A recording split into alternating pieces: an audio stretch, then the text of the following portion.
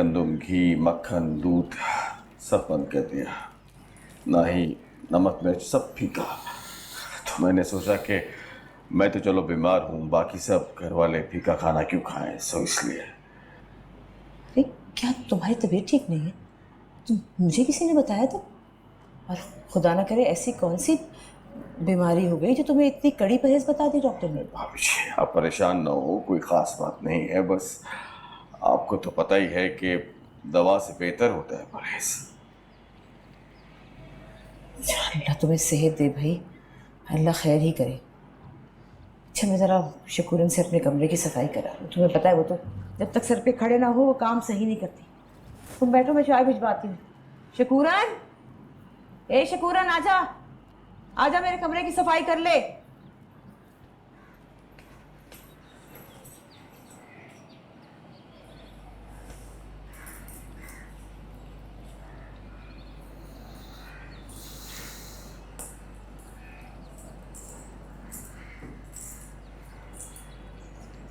Fit है ना? Body अच्छी है बंदे की। हाँ। भोले को दवा बाकायदगी से दे रही हो? जी। नागा नहीं होना चाहिए और ना ही कोई होशियारी।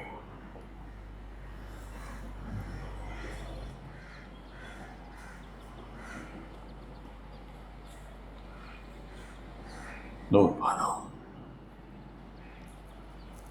मैंने रिजवाना से कहा है अपनी जुबान बंद रखने के लिए, लेकिन मैं जमानत नहीं दे सकता कि वो कब तक अपनी जुबान बंद रखेगी। बाकी तुम खुद समझदार।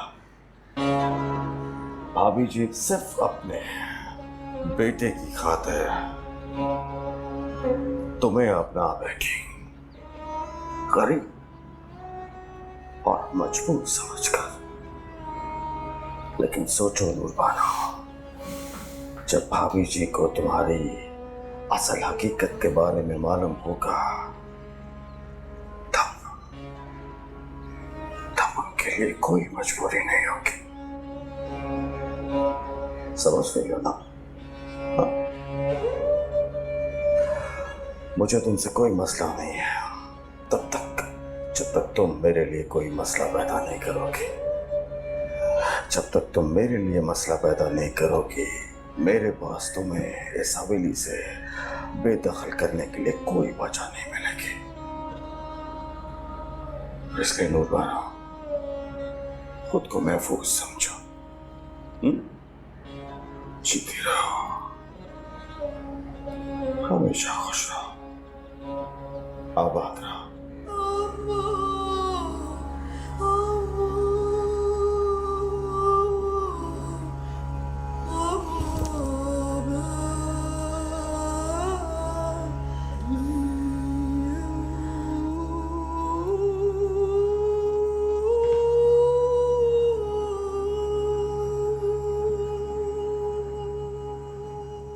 आपसे जिक्र किया था अपने जानने वाले डॉक्टर का, भोले के लिए, लेकिन आपने मना कर दिया।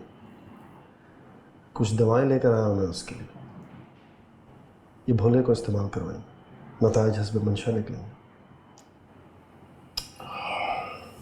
साहिर मियाँ, मैंने तुमसे कहा था कि मैं अपने एक भरोसे के डॉक्टर से उसका इलाज करवा रहा हूँ, तुमने खामखा सहमत की।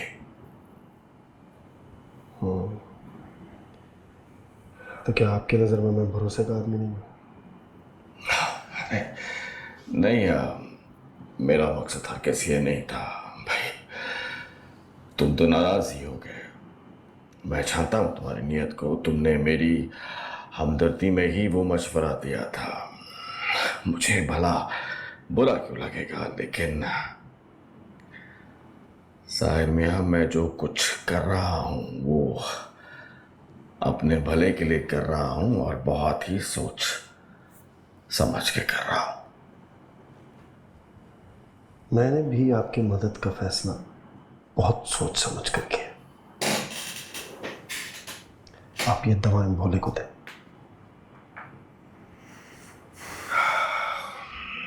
देखो साहिब मियाँ, तो मेरी बात का मतलब नहीं समझ रहे। मैं कहना ये चाह रहा था कि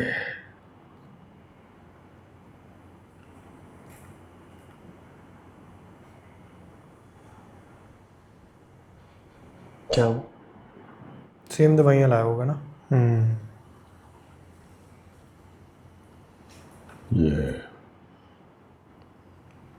दवा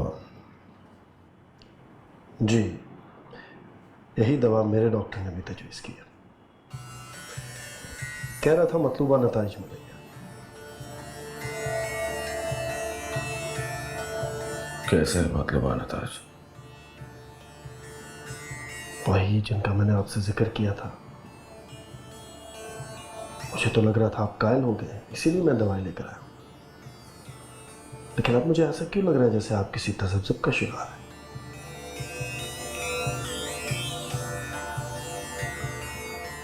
साहिब, क्या तुम जानते हो कि ये दवाएं क्यों दी जाती हैं, किस लिए इस्तेमाल होती हैं और इनसे कौन से मतलूबा नताइज हासिल होते हैं?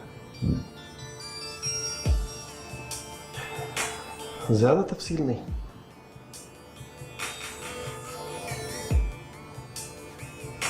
लेकिन मुझे ऐसा क्यों लगता है जैसे आप मुझसे बेहतर जानते हैं कि इन दवाओं का असल मकसद क्या है।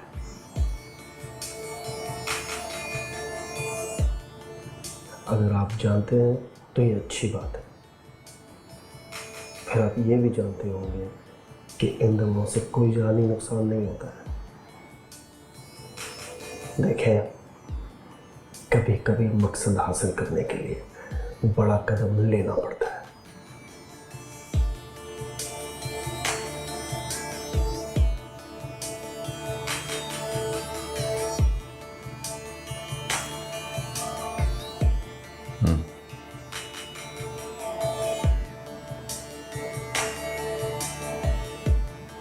जो डर था वही हुआ फिर।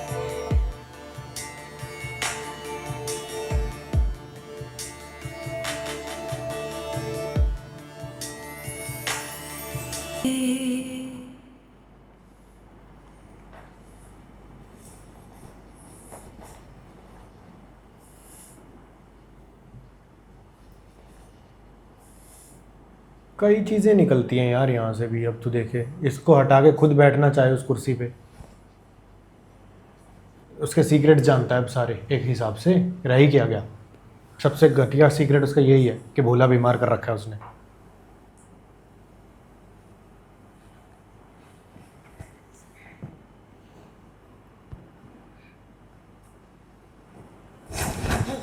क्या कर रहा है?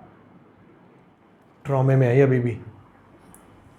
तेरे बालों की खुशबू सूंघनी है मुझे, अच्छी लगती है। अब तंग नहीं करना मुझे। तंग कहाँ कर रहा हूँ? मैंने तो बस थोड़ी सी तेरे बालों की खुशबू सूंघनी है, थोड़ी सी। कभी कभी कभी कभी कहती है बोले भी आटा लगा, कभी मेरी कहती है छोड़ मेरे बाल, कभी परे ढक के देती है। मैं अम्मा को बताता हूँ, अम्मा नहीं ढूंढने देंगे। क्या कर रहे? चुप कर। ये बातें कोई गला फाड़ फाड़ कर दूसरों को बताने वाली होती है?